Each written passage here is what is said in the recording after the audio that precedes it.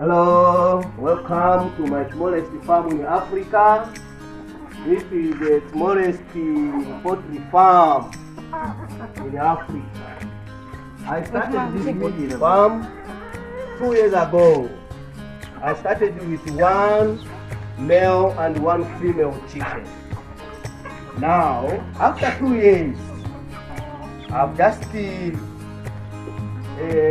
when it reaches January 1, 2024, I sold 50 chickens to start growing maize crop so that I can have a bigger poultry farm.